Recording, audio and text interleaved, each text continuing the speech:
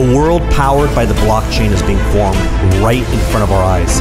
Experts are calling it the Internet 3.0, the next digital revolution. It's leaving many investors and even institutions looking for a path to take an early position in this massive opportunity. Bitcoin, Ethereum, Ripple, Dash, it's all speculation at this point. But what is certain is that the most profitable businesses for cryptocurrency and the blockchain is in the actual creation of these coins. This is why some of the top early adopters of Bitcoin, blockchain miners, fund managers, and even billionaires have come together to create a new vehicle to invest in the blockchain core itself. Get immediate access to this new company by going to crushthestreet.com/Bitcoin. Hello everyone, and welcome into crushthestreet.com. Now, I've been saying here at Crush the Street for some time, and 2011, Bitcoin was considered monopoly money. 2013, it was speculation. 2014, 2015, everyone forgot about Bitcoin. And here in 2016, 2017, it solidified itself as the future. And earlier this year, I was saying in 2018, it fully becomes an asset class. And here we are in October, and I think we're already there in many ways with the inclusion of Bitcoin as a derivative, obviously with a lot of gray uncertainty. But we're going to be talking about cryptocurrency, especially Bitcoin today. And I brought a new guest on the line. He's a cryptocurrency enthusiast. He's got a great YouTube channel. His name is James Bond. James Bond, guys, and you may know him from, maybe seeing some of his work on YouTube. And it's a pleasure to have him on Crush. James Bond, thanks for coming on Crush with me today. Well, you're welcome, and thank you for having me on the show. I really appreciate the interview. Well, I didn't realize you were just in Houston here, so that's pretty cool. I'm in Austin. Geographically, we're pretty close. I talk to people all over the world, but it's something about talking to another native Texan here. So let's get right into cryptocurrency. And by way of introduction, how did you get involved with Bitcoin? Well, I originally got involved back in 2013, and that was after the Silk Road was shut down. I didn't even know anything about the Silk Road. I heard a lot about it over YouTube, because at the time I didn't have cable, and so my only available form of entertainment and receiving information was through YouTube, and I kept hearing about Bitcoin for some reason. And so I have traded before. I was a day trader or wannabe trader, and so I had some idea of trading, and I thought Bitcoin was interesting and something I could try to make money off of playing the markets. Well, and certainly 2013 was a very hot time. We saw the big high and then a lot of the news, but still very, very limited in terms of how many people were actually adopting it, and over time that continued to grow. And so here we are today. What a difference a few years has made. We're looking at Bitcoin and its role now in institutional money. I mean, who would have thought back in 2011 or back in 2013 people would be having this conversation? Mainstream news would be having this conversation of Bitcoin traded as a derivative, and then its role in hedge funds and all these different things. So I'd like to get your thought on Bitcoin and its role now with institutional money. Well, I think it's good that institutional money is coming in, that it brings more liquidity, but I see a danger in it because it may be manipulated, but that's only on regulated markets. And even though they're derivatives and they're being traded like the CME futures and everything, they're not really trading. I don't think they're trading any Bitcoin whatsoever. And so it's going to be interesting to see what happens and how the market reacts. I trade peer-to-peer, and so person-to-person, and all the exchanges right now, like Bitfinex and Bitstamp, they trade somewhat on margin, but you still need some Bitcoin to trade. And so I don't know how the institutional investors and hedge funds, I'm not sure how they're going to affect the markets. I suspect that if anything, the price would increase, and trying to short or manipulate the price of Bitcoin would be very difficult, because if I understand it, you're being paid out in US dollars, you're not being paid out in Bitcoin. So if anybody tried to manipulate and keep the price down, they would only end up with money and not Bitcoin. And we all know the important thing to have is to get more Bitcoin, because eventually the price is trending upwards on a long-term trend. It's going upwards, so you want to acquire as much Bitcoin as you can. And even right now, trying to get Bitcoin with all the hard forks and contentious hard forks coming up, it's getting harder and harder to get. So we're looking at a $120 billion market cap right now of just Bitcoin. And I guess my question is, you brought up the possibility of manipulation in Bitcoin. And maybe that's true. And I'm wondering if this news of this institutional money entering Bitcoin is going to send, or is going to have to send, that market cap much higher. Who knows what, 500 billion, $1 trillion, to accommodate all this new money going into Bitcoin. And maybe it's manipulated at, maybe Bitcoin's trading at $50,000, and the manipulators are keeping the floor or the ceiling at 50,000. Is that a possibility, that the news is huge in terms of new money coming in, but maybe the manipulation won't happen at these prices? It has to reflect all this new money, and the manipulation happens, at a higher price. Well, that's a good question. I think that maybe some exchanges will be manipulated, considering how Bitcoin's being used. You'll notice that there's many exchanges with many different prices, with many different pairs, and so there's a tremendous opportunity to arbitrage. As far as the regulated exchanges, I think it's going to be very hard, because if you do try to short, you buy some contract to short the market, a futures contract to short the market, but you're going to get paid out in fiat currency, and then maybe outside the market, outside the regulated market, you bought a whole bunch of Bitcoin, driving up the price essentially, just to dump it on an exchange to cash out on your futures, but your net gain is marginal at best. You may even take a loss. So Bitcoin only having 21 million really makes the biggest difference, because unlike what I'm assuming, I hear about gold and I hear about silver, and they're mostly paper. And people can create paper as much as they can on these gold and silver markets, and that's what I hear. That's how the price of gold and silver is being suppressed. With Bitcoin, you can't do that, because it's so independent and so decentralized that there are many exchanges and many markets. Plus, the peer-to-peer market has its own,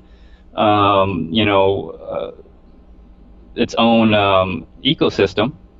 And the peer-to-peer market is probably the robust market I've seen out of probably any commodity, in my opinion, because I did used to be in the recycling business, and trading, actual physical materials, it's hard, but trading Bitcoin is really easy.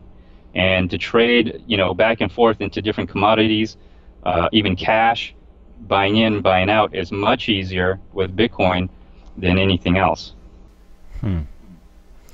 Yeah, that's interesting. And I guess now with the hedge funds entering cryptocurrencies, tons of gray areas that we need to explore, and the regulators are so behind as it is. They're buried under the loads of auditing and avenues that they need to monitor as it is. And here we have cryptocurrency just unleashing a whole realm of area that they have to attempt to monitor. This balance between enforcement and how much people are going to comply, and I'm not sure where that exactly is going to fall, especially with Bitcoin being so decentralized. But as far as the big money goes, let's say a hedge fund. There's a lot of hedge funds out there that are just interested in giving people safety, some expected return, and then not losing too much money in the downturns. And certainly that happens periodically. And Bitcoin is one of those assets that I think we all can agree is going to be very uncorrelated to the stock market or other assets. And just non-crypto hedge funds incorporating some Bitcoin and maybe Ethereum into their allocation could be absolutely huge, just to have some non-correlated assets in the fund to give investors some level of security. It's not even crypto-focused hedge funds. This is a whole realm of new money that can enter Bitcoin and really add a lot of demand to this really small ecosystem. It's still very small considering what is on the horizon. Yes, that is very true.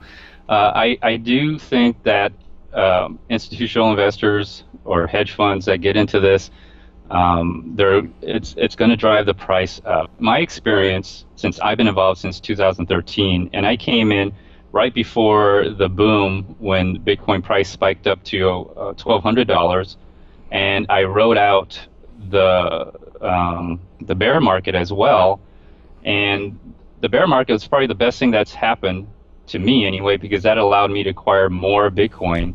And all I had to do was average cost, or just keep trading. And again, I traded peer-to-peer. So what I did was I bought at spot price and traded out in the open market and arbitrage, because there is a demand for Bitcoin. You can have a premium on Bitcoin trading peer-to-peer because it's really that hard to get. And a lot of people don't want to have their name involved in regulated exchanges because they may fear that it's unfair, or they don't want to participate in the regulated markets. And as an individual, you don't have to you don't fall under regulation if you trade for yourself. But once you hit in an exchange or you interact with a third party, then you those exchanges or those other companies, they are regulated. And so the peer-to-peer market is, I think, the place to be if you did want to make money. As far as the hedge funds, all they can do, the best thing they can do is just buy Bitcoin and hold on to it. Don't try to trade it. Don't try to make more Bitcoin, because they'll end up, what I've seen is if you try to get into different altcoins, you'll end up maybe losing Bitcoin. You made money, you made fiat currency, but you would have made more money if you just held on to the Bitcoins. And because we've seen just this year alone, Bitcoin at the beginning of the year was $1,000, and now today I think it's, even though it's dropped from its all-time high of $7,500, it's still $7,000. That's a 700% increase. And all you had to do was just hold on to your Bitcoin. Yeah, it's a good point, and of course I'll be the devil's advocate. Past performance is no indicator of future returns, but I tend to agree with you in terms of what we're seeing in Bitcoin, and Bitcoin is proving itself as real money, the true mover here in cryptocurrency, the gold standard for crypto. And I'm more solidified in that belief than I think ever. Now, we have these cryptocurrency hard forks off of Bitcoin. We've had Bitcoin Gold, Bitcoin Cash. We got the 2X coming up here. And I don't know if you listened to that Max Kaiser, Peter Schiff debate. Peter Schiff is pretty adamant on his beliefs that Bitcoin will ultimately be worth nothing. And I think Peter Schiff's a smart guy in many ways, but I don't agree with his obvious analysis on Bitcoin, and especially in light of what we've seen. But at the same time, are there any concerns about the fact that Bitcoin is something that in theory could be replaced with just another code. And does that bother you at all, especially as we continue to have these hard forks and it's diluting Bitcoin to a certain degree, even though up until now we've disregarded a lot of these hard forks? But at some point in the back of your mind, does it concern you at all that Bitcoin could be replaced potentially? Yes, there's always that chance that Bitcoin can be replaced. And ironically, the current hard fork that's happening with Bitcoin and SegWit 2x, Bitcoin is, I guess you could say right now, is being replaced by Bitcoin. So yeah, I guess Bitcoin can be replaced by itself. As far as other types of cryptocurrencies trying to take its place, it's really hard because there's the network effect. And so Bitcoin was probably the only cryptocurrency at that time, and it had no competition. It had up to 5 years, at least up to 5 years, in which it dominated the market. And for other currencies to come in, other cryptocurrencies to come in, there's a sense of, there's a lot of greed involved when people make new cryptocurrencies, even the ICOs. There's no feeling that they're interested in the project or even the ecosystem or the community. They're there to make a coin, dump it onto the community, and then leave the project. And so that's the down part about creating new coins, is that there's a sense of non-commitment by the developers, because when Bitcoin started, it was worthless. It had no value whatsoever. People were interested because they found the project interesting. And to some degree, there's still a lot of people that are still interested in Bitcoin and committed to it.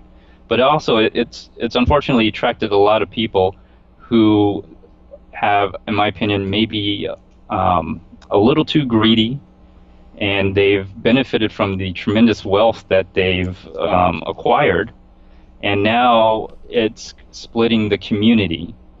And so there is that concern, and that's a current concern.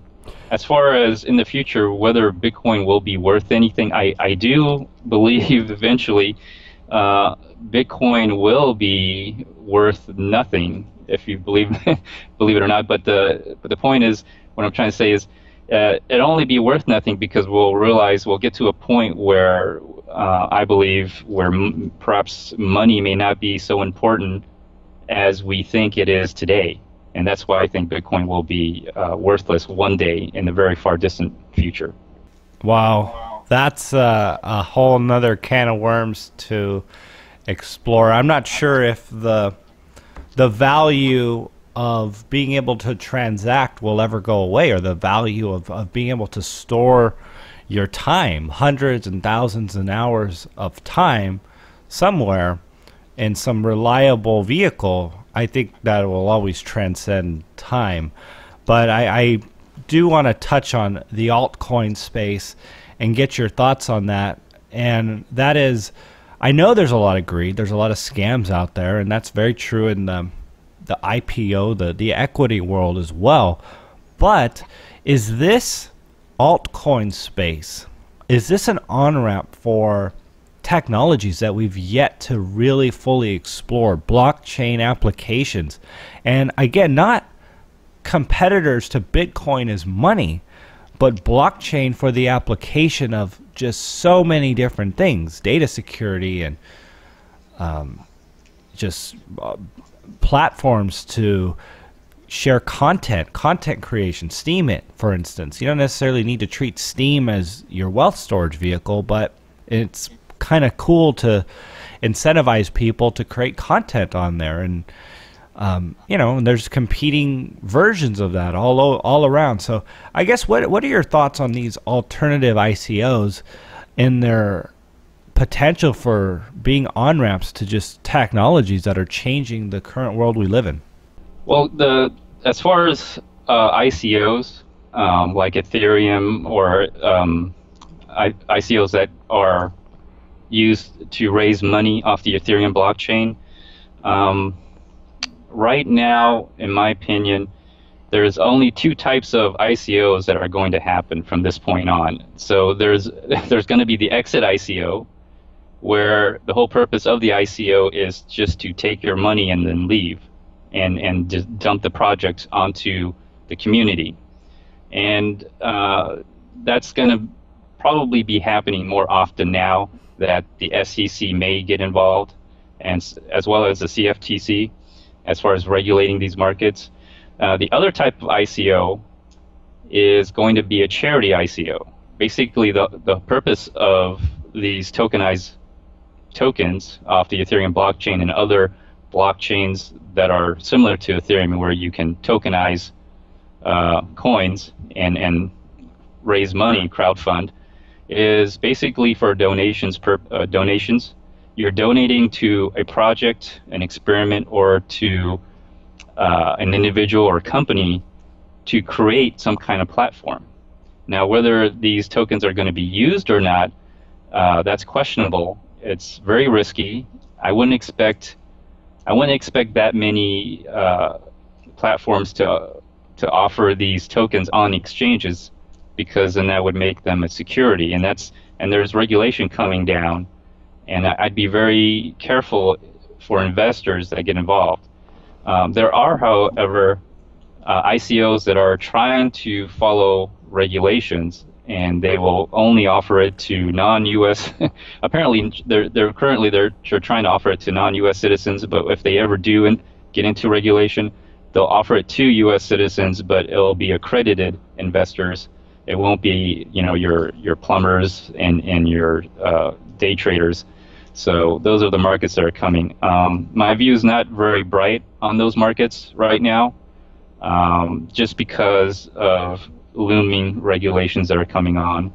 As far as other cryptocurrencies, hard forks are all the rage now, and that's why you see Bitcoin hard forking, which could be good for Bitcoin, because if you just have Bitcoin, you'll get those other coins with it, and you'll be able to essentially get free coins that you can trade and sell and make money off. You'll probably see other altcoins do that, because it raises the value of the base coin, and then as people fork those coins and create a market for it, essentially it drives people to buy those coins. It's very similar to like getting a dividend from a stock. Okay, so we're having a lot of these hard forks, and part of what that comes down to is the miners, who's mining it, and the mining in Bitcoin's case is very important. This is what secures the network. This is how the miners get paid, and the price affects how many people are mining. And this is actually something that I wanted to ask you about. You're hearing a lot of people discuss the production cost of a Bitcoin. Now, I want to say it's well over $1,000. Maybe it's much more now that Bitcoin is 7,000, and people are jumping on board to mine it. But of course, the difficulty of it increases. So, by way of introduction of this new topic, is the natural cycle of mining Bitcoin bullish for the price of Bitcoin? Yes, it is, because if you think about mining like extracting resource, you may compare it to, well, if you think what mining is they're expending electricity or energy. And so like oil, natural gas, any energy kind of commodity, it's finite, and you only have so much of it before it's all extinguished. And so that price of Bitcoin will continually go up as long as the cost of generating energy becomes harder and harder, because what's really backing the price is the cost of keeping that network secure, and then also people buying into it as well. But ultimately, that energy to secure the network is not infinite. It is finite on top of the quantity of coins that are being minted, which is 21 million. it will in some ways go to infinity. And when I say infinity, it may be you may not be able to sell it to anybody, ironically, in the future. But yes, the price will go up to a point where it's very high in cost, and you may not be able to, unless you're able to find an energy source, which I do think if the price continually goes up, people will have the money to invest in finding an energy source other than current, fossil fuels, which are again finite. Until then, at this rate, Bitcoin can possibly in the future literally freeze, because the mining cost is too ridiculous and to keep up with the energy. And so we'll be trading just on nodes on your wallet, the memory that you have on your hard drive. You may not be able to transact. You may actually just be selling, literally, you're selling your private keys in some ways. So it'll be interesting in the future, but by that time, you and I will both be dead. Well, that's a grim way to put it, but very, very interesting. Okay, Mr. Bond, then what is the reverse? So if that is true, Bitcoin price going up creates more people to go and mine it. What about when Bitcoin goes down, or when margins go down and it becomes so easy for one miner to jump from Bitcoin to some other cryptocurrency and continue to jump to whatever's most profitable? What is that? What does that dynamic do for the Bitcoin network if people are just in it for the profitability, which everyone is, and people are jumping around? Is that a long-term negative for Bitcoin, and does that concern you at all? Well, no, it doesn't concern me, because I want to tell you that this has never happened, and it probably never will happen, as far as I know from what I've done from my research. Bitcoin difficulty has always trended upwards. It's never been a downtrend. It's fallen from time to time, but if you look at the overall trend of the difficulty, it's always gone up, no matter what. If you take a look at it now, it has gone parabolic along with its price. So they tend to correlate very well. Even when that's what I'm wondering, if we do see a $10,000 Bitcoin down to 2,000, let's say that does happen, do we have a reverse in the difficulty, and is that a downward trend for Bitcoin, and what is the nature of that? Okay, I understand what you're saying. You're saying if the price goes down, then it would be unprofitable for miners to mine Bitcoin, and that seems logical. But my experience from 2013 to the peak when it hit 1,200, and then a downtrend all the way into the bear market of $200, you would think that the miners would be rational and stop mining Bitcoin and start mining something else. The issue is, during that time, all the altcoin markets also tanked, so there's nowhere to go. So Bitcoin was the best coin to mine. So you never saw the hashing power go down at all during that time. During 2014, 2015, 2016, it actually continued to go up, despite the fact that the price was going down, which is really smart, because the best time to mine any coin, ironically, is when you're mining at a loss, because you're going to get the most coins during that time, because you're hoping that everybody else leaves the market. And if you have enough money, and that's what happened to Bitcoin, a lot of big companies or a lot of money went into producing mining farms. And right now, they were smart because it's paid off. So the scenario that you're talking about has, as far as I know, since I've been involved, and granted, I've been only involved in since 2013, that scenario has never happened. Sure. So in an upwards bull market trend, it's really always a great time to be focusing on Bitcoin. If you're a long-term believer in Bitcoin, it makes sense to be mining it and to be long-term the price. And I tend to fully agree with all of that, with potentially some of the ultimate concerns that, hey, Bitcoin could be duplicated down the road with a lot of effort, with some other competing token taken over what Bitcoin has already done. I just think that's very unlikely at this point with how far Bitcoin has gone ahead, but it's not something like gold, which can not be replaced at all. It's a periodic, element, and it's 100% unique.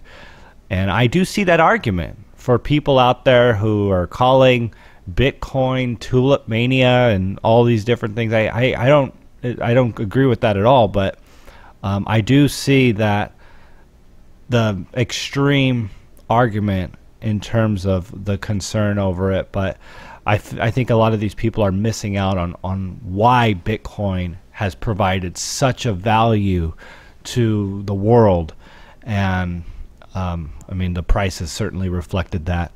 So James, I guess in terms of closing thoughts here, I'd like to ask you about what are your projections? What are your thoughts in terms of Bitcoin? And did you think that we would be at $7,000 in November of 2017? And do you think that we'll be much higher, or are we likely to correct here, or we headed to $50,000 and $500,000, or what are you expecting?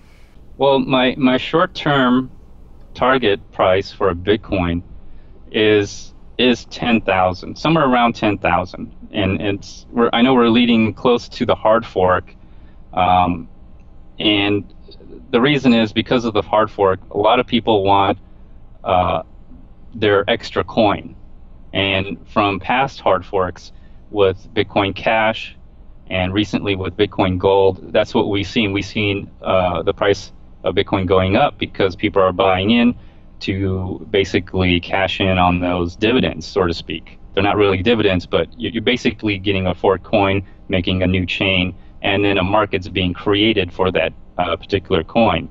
Bitcoin, the SegWit 2x hard fork coming up is a little different because that is a direct competition. In other words, there is a chance that one chain will not survive. So Bitcoin, as you know it, may not be the Bitcoin. So the only way, right now, the only competition for Bitcoin is Bitcoin. People are trying to replace Bitcoin with another development team. And the competition to have control of Bitcoin is what's going to drive the price, because in order for the miners to keep mining and get the transactions flowing, they want to mine on the most profitable chain. And so a lot of people are going to be pumping money into the exchanges, trying to pump up the price in anticipation of the hard fork. And that's kind of where I see Bitcoin going up in price, because a lot of people are going to try to influence what side of the chain is going to survive. So they're going to be pumping a lot of money into it. So it's a fight. And like any war, you have to have money to fight a war, and you have to have a pretty big treasure chest to go and fight and win this war. And so I do anticipate Bitcoin going up in price. My target price is 10,000. It has broken a very long, it's broken a upward trend line of a top channel. And it stayed above that top channel. So I'm expecting a little frenzy, and then perhaps a little cooling off after the hard fork. All right. Well, hey, great closing thoughts there, James Bond. If people want to learn more about you and what you're doing and all the exciting content that you're putting out, please let them know where they can go and what they will find. Well, the only place you could find me is on YouTube, and I do a daily live stream where I talk about Bitcoin and the things that are happening in this eco space that may interest people. And if they want some informative information, it may help them with their trading, it may help them with understanding the ecosystem, or it may just help them how to use Bitcoin. And so you might have to just do a search, James Bond Bitcoin Live, and that's probably the best way to find me on YouTube. All right, James. Well, hey, it was a pleasure having you on at Crush the Street. Thanks for coming on, and I encourage everyone to go and check out the YouTube channel. In the description, we'll have links to that. But until then, thanks for coming on Crush the Street.